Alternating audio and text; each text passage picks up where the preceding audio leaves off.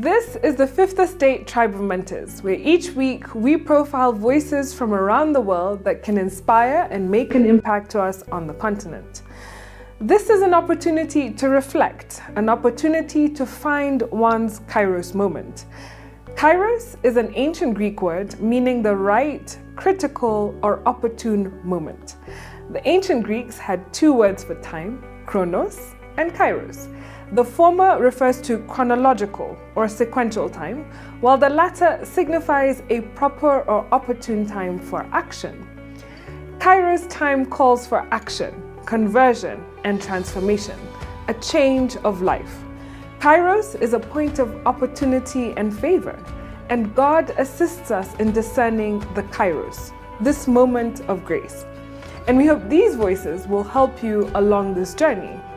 Today's Tribe of Mentor is Oprah Winfrey. I'm Oprah Winfrey, and welcome to the very first National Oprah Winfrey Show!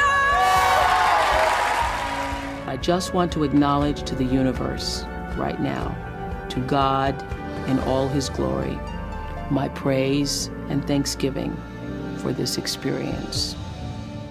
Oprah is a talk show host, media executive, actress, and billionaire philanthropist.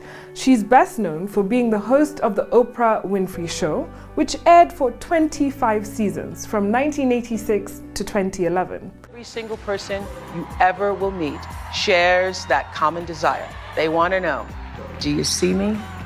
Do you hear me? Does what I say mean anything to you? In 2011, Winfrey launched her own TV network, the Oprah Winfrey Network. My dream is that the channel will be on in people's homes the same way that people find their favorite radio station and they just keep that on their favorite radio station. And my dream is that this channel will always be the place that you can come to and you can vibe on the good energy that is there. That people will find something that's interesting, stimulating, delightful, brings a little piece of light into their life. In January 2007, through a generous personal donation made by Ms. Winfrey, the Oprah Winfrey Leadership Academy Foundation contributed more than $40 million towards the Academy's creation in South Africa. The foundation continues to fund the school and its boarding facilities. The theme of leadership and leadership development is integrated throughout the Academy in both its academic and social activities. This emphasis is rooted in the South African principle of Ubuntu, which encompasses the ideals of humanity, compassion, and service to others. Ubuntu is central to the way in which students think, speak, and interact with others. With the Girls Academy, Oprah strives to provide a nurturing, educational environment for academically gifted girls who come from disadvantaged backgrounds. And she supports the development of a new generation of dynamic women leaders. So much of who I am and where I come from is a shared journey with each of them. And that's why I wanted to build the school, because I know them. When I look at them, I see them. I see who they are, where they came from. I see the potential of who they can be, because I'm looking at myself. In 2013, Oprah gave a 30-minute address of inspiration, anecdote, and uplifting maxims, drawing on her own experience at Harvard University. I love graduations because they are a day of celebrations and new beginnings. It is also a day of thanks, and this is what I like about this commencement speech. We know that universities are crucial institutions because they are actively engaged in shaping the world and addressing so many important and trying issues. Universities urge us towards a better future and equip us as individuals and as societies in how to get there. In her speech, Oprah offers inspiration to anyone who feels inferior or disadvantaged or simply screwed by life. She tells graduates that they must remember there is no such thing as failure. Failure is just life trying to move us in a different direction, and that to proceed to learn from every mistake, the graduates must figure out the right next move by consulting their inner moral GPS. She told the Harvard graduates that success will be measured not by what they want to be, rather it will depend on who they want to be. Knowing who they want to be will depend on them creating a story, and that's a story about your purpose.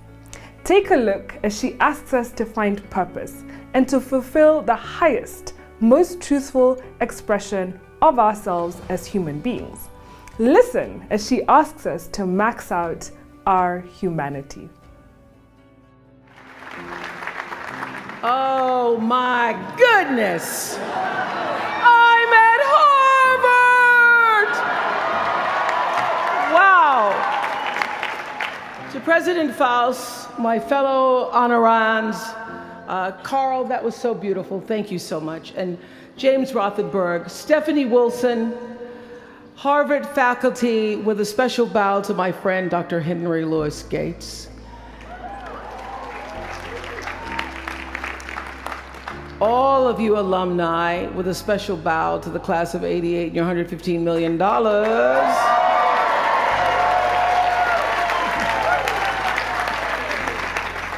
And to you, members of the Harvard class of 2013. Hello. I thank you for allowing me to be a part of the conclusion of this chapter of your lives and the commencement of your next chapter. To say that I'm honored doesn't even begin to quantify the depth of gratitude that really accompanies an honorary doctorate from Harvard. Not too many little girls from rural Mississippi have made it all the way here to Cambridge, and I can tell you that I consider today, as I sat on the stage this morning, getting teary for you all and then teary for myself, I consider today a defining milestone in a very long and a blessed journey. My one hope today is that I can be a source of some inspiration. I'm going to address my remarks to anybody who's ever felt inferior or felt disadvantaged, felt screwed by life. This is a speech for the quad.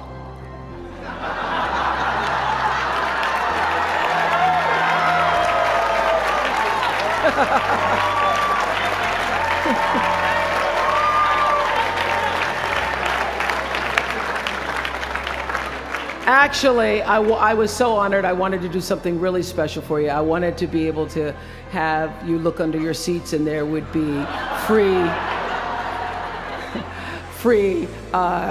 master and doctor degrees. But I see you got that covered already.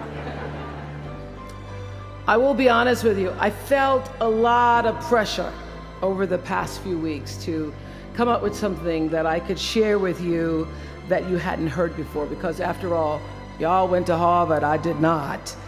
But then I realized that you don't have to necessarily go to Harvard to have a driven, obsessive, type A personality, but it helps. And while I may not have graduated from here, I admit that my personality is about as Harvard as they come.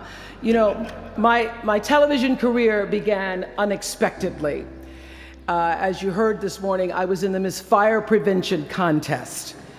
That was when I was 16 years old in Nashville, Tennessee, and you had the requirement of having to have red hair in order to win, up until the year that I entered. So they were doing the question and answer period, because I knew I wasn't going to win in the swimsuit competition. So during the question and answer period, the question came, "Why, young lady, what would you like to be when you grow up?" And by the time they got to me, all the good answers were gone.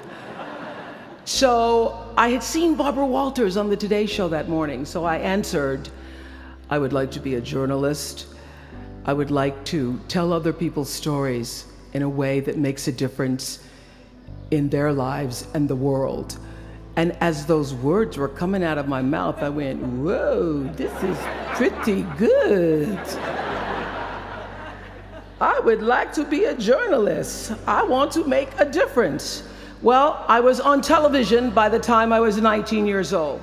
And in 1986, I launched my own television show with a relentless determination to succeed. At first, I was nervous about the competition, and then I became my own competition, raising the bar every year, pushing myself as hard as I knew. Sound familiar to anybody here?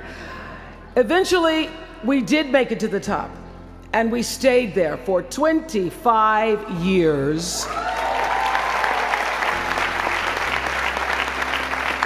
The Oprah Winfrey Show was #1 in our time slot for 21 years. And I have to tell you, I became pretty comfortable with that level of success.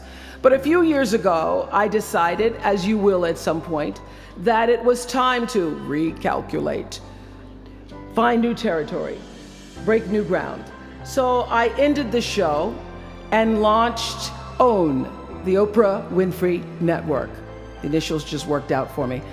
So 1 year later, after launching OWN, nearly every media outlet had proclaimed that my new venture was a flop. Not just a flop, but a big, bold flop, they call it.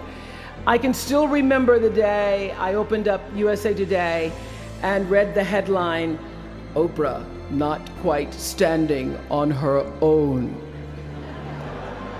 I mean, really, USA Today, now that's the nice newspaper. It really was, this time last year, the worst period in my professional life. I was stressed and I was frustrated, and quite frankly, I was embarrassed.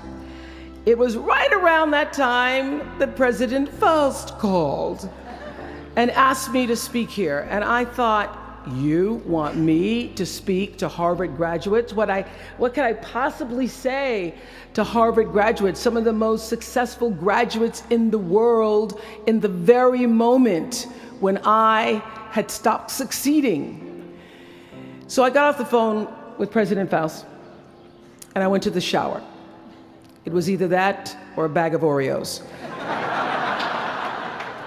So I chose the shower. And I was in the shower a long time, and as I was in the shower, the words of an old hymn came to me. You may not know it. It's by and by, when the morning comes. And I started thinking about when the morning might come, because at the time I thought I was stuck in a hole. And the words came to me, trouble don't last always, from that hymn. This too shall pass. And I thought, as I got out of the shower, I am going to turn this thing around, and I will be better for it. And when I do, I'm going to go to Harvard, and I'm going to speak the truth of it. So I'm here today to tell you, I have turned that network around.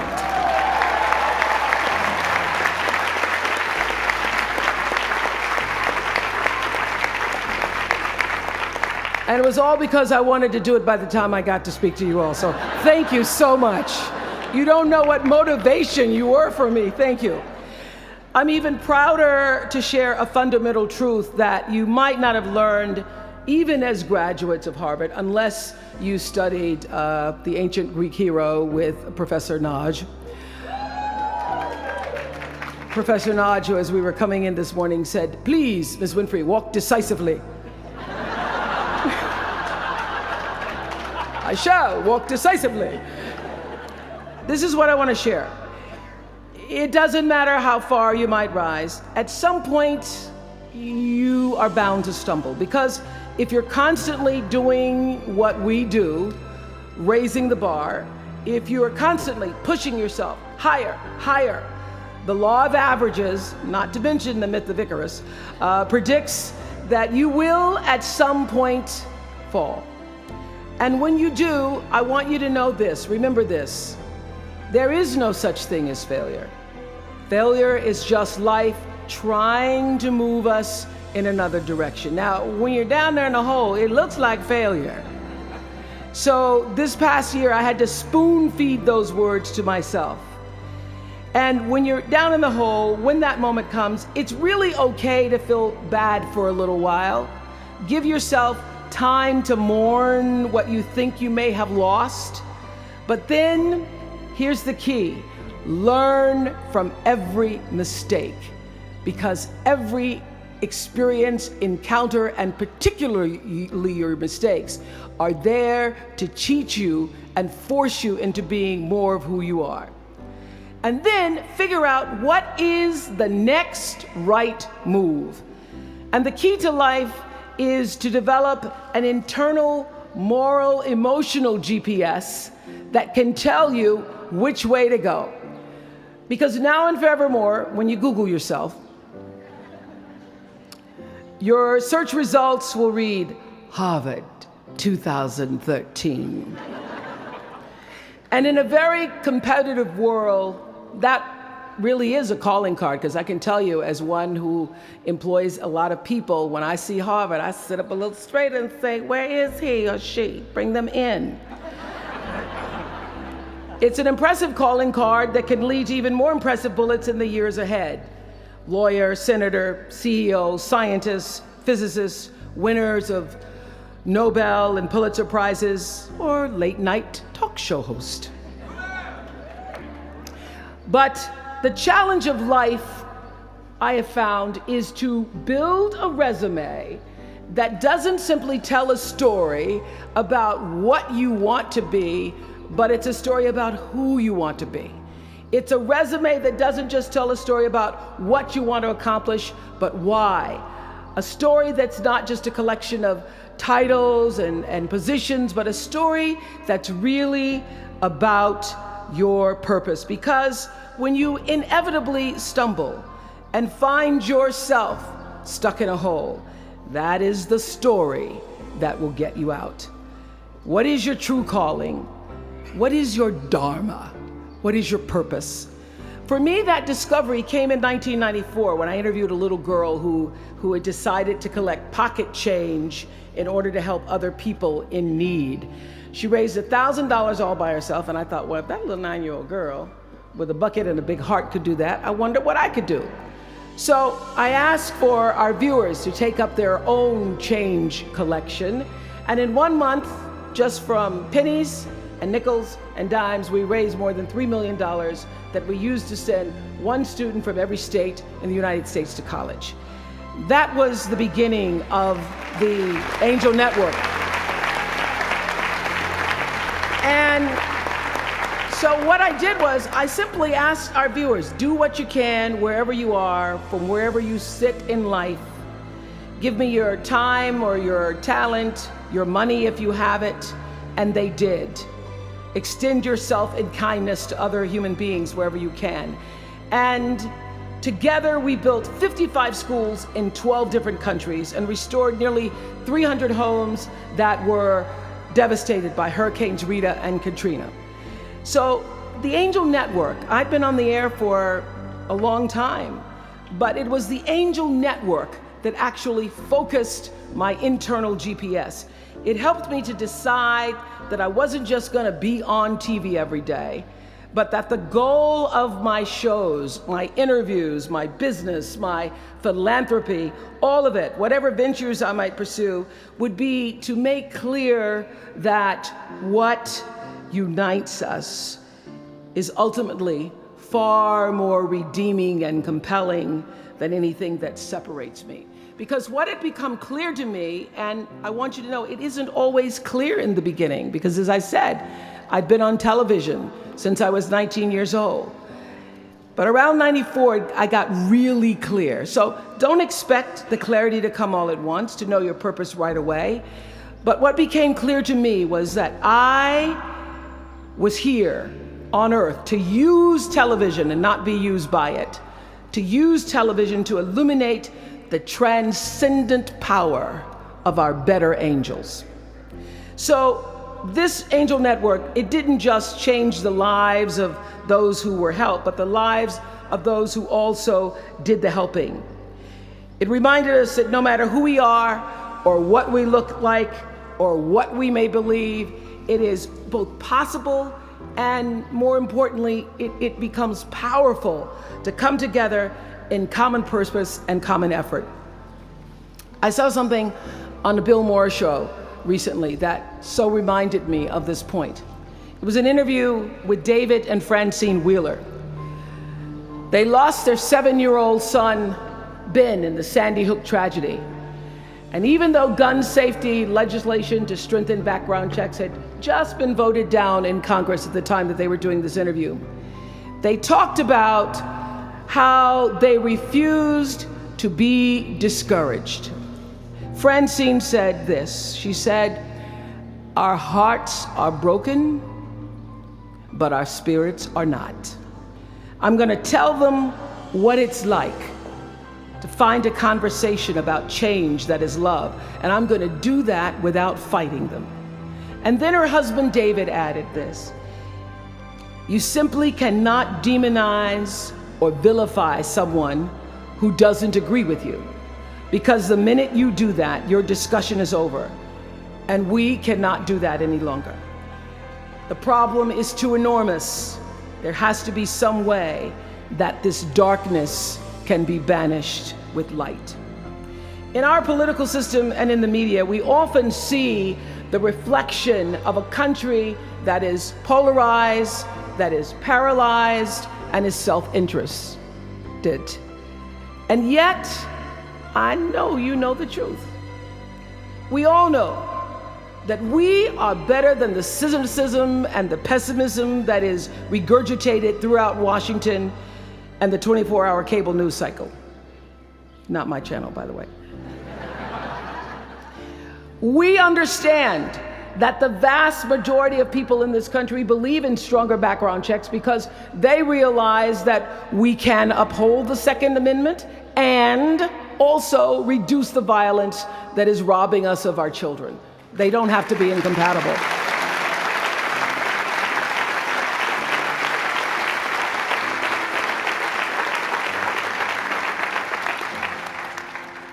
And we understand that most Americans believe in a clear path to citizenship for the 12 million undocumented immigrants who reside in this country, because it's possible to both enforce our laws and at the same time embrace the words on the Statue of Liberty that have welcomed generations of huddled masses to our shores. We can do both.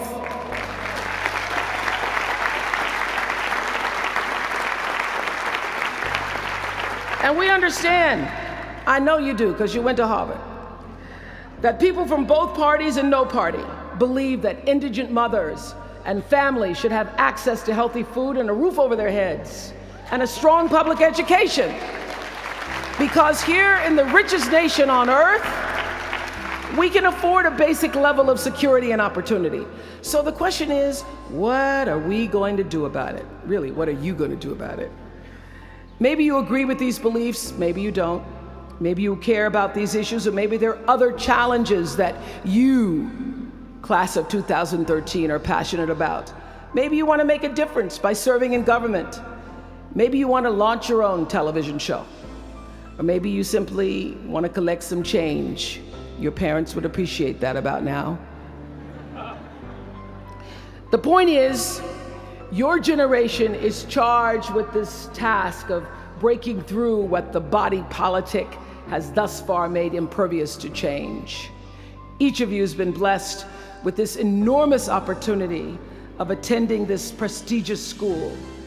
You now have a chance to better your life, the lives of your neighbors, and also the life of our country. When you do that, let me tell you what I know for sure. That's when your story gets really good. Maya Angelou always says, when you learn, teach. When you get, give. That, my friends, is what gives your story purpose and meaning. So you all have the power in your own way to develop your own angel network. And in doing so, your class will be armed with more tools of influence and empowerment than any other generation in history. I did it in an analog world. I was blessed with a platform that at its height reached nearly 20 million viewers a day. Now here in a world of Twitter and Facebook and YouTube and Tumblr, you can reach billions in just seconds. You're the generation that rejected predictions about your detachment and your disengagement by showing up to vote in record numbers in 2008. And when the pundits said, they talked about you. They said you'd be too disappointed. You'd be too dejected to repeat that same kind of turnout in the 2012 election, and you proved them wrong by showing up in even greater numbers. That's who you are. This generation, your generation, I know, has developed a finely honed radar for BS. Can you say BS at Harvard? The spin and phoniness and artificial nastiness that saturates so much of our national debate. I know you all understand better than most that real progress requires an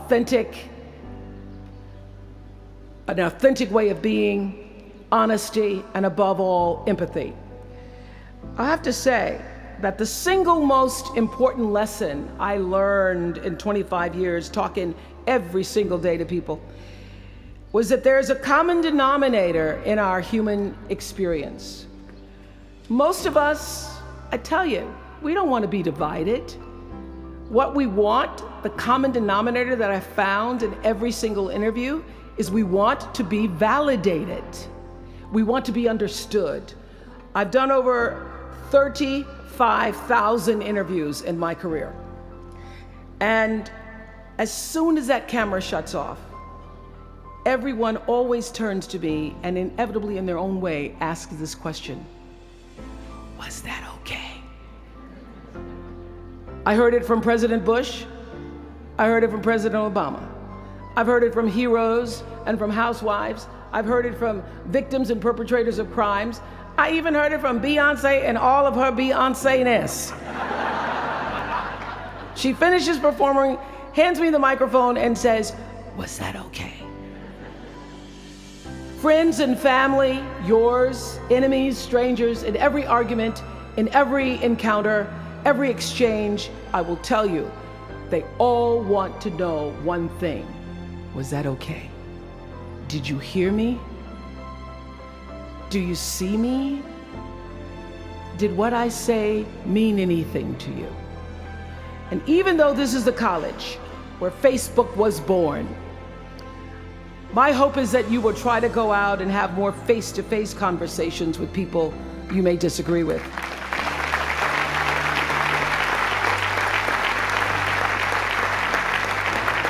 That you'll have the courage to look them in the eye and hear their point of view, and help make sure that the speed and distance and anonymity of our world doesn't cause us to lose our ability to stand in somebody else's shoes and recognize all that we share as a people. This is imperative for you as an individual and for our success as a nation. There has to be some way that this darkness can be banished with light, says the man whose little boy was massacred on just an ordinary Friday in December. So whether you call it soul or spirit or higher self, intelligence, there is, I know this, there's a light inside each of you, all of us, that illuminates your very human beingness if you let it. And as a young girl from rural Mississippi, I learned long ago that being myself was much easier than pretending to be Barbara Walters. Although when I first started, because I had Barbara in my head, I would try to sit like Barbara, talk like Barbara, move like Barbara. And then one night I was on the news, reading the news, and I called Canada, Canada. And that was the end of me being Barbara. I cracked myself up on TV, couldn't stop laughing, and my real personality came through. And I figured out, oh gee, I can be a much better Oprah than I could be a pretend Barbara. I know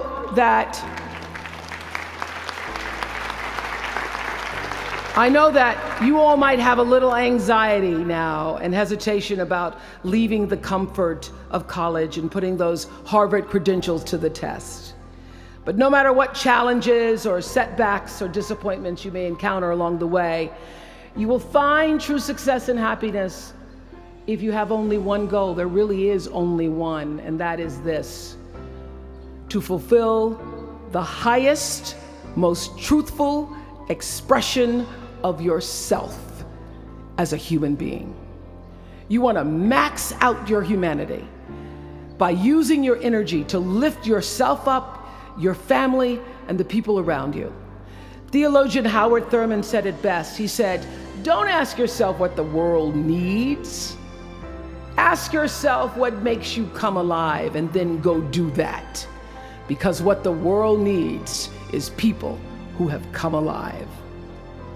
The world needs people like Michael Stolzenberg from Fort Lauderdale. When Michael was just 8 years old, Michael nearly died from a bacterial infection that cost him both of his hands and both of his feet. And in an instant, this vibrant little boy became a quadruple amputee, and his life was changed forever.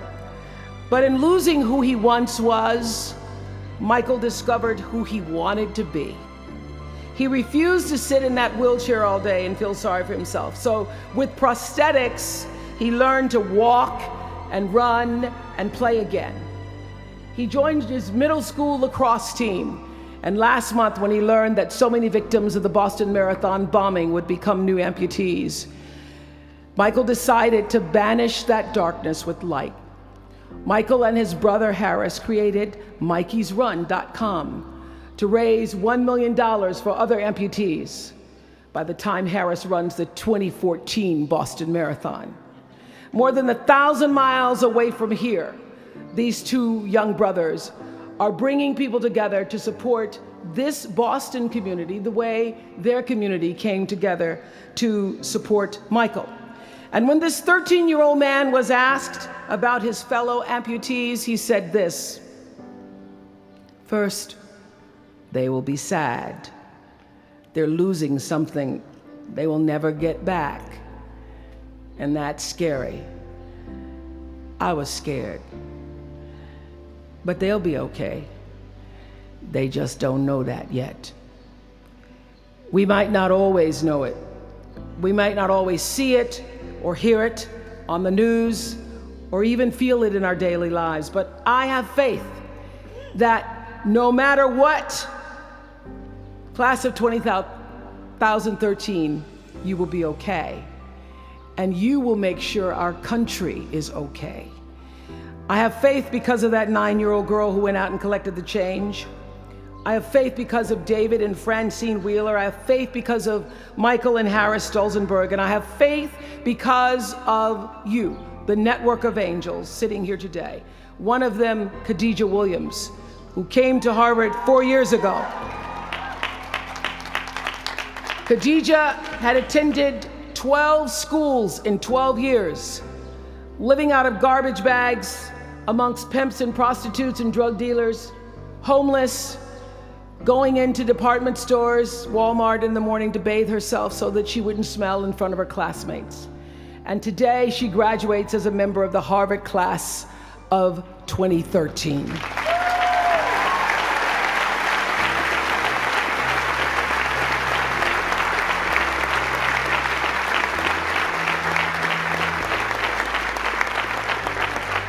From time to time, you may stumble, fall. You will for sure count on this. No doubt. You will have questions and you will have doubts about your path.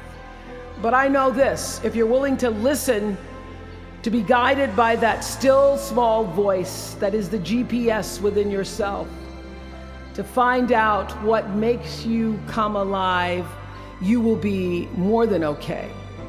You will be happy, you will be successful, and you will make a difference in the world.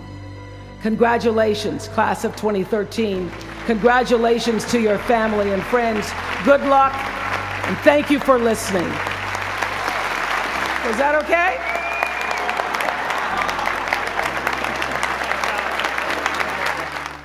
Thanks for joining our Fifth Estate Tribe of Mentors. We hope that you are inspired. And remember, your life reflects your thoughts. If you change your thinking, you change your life.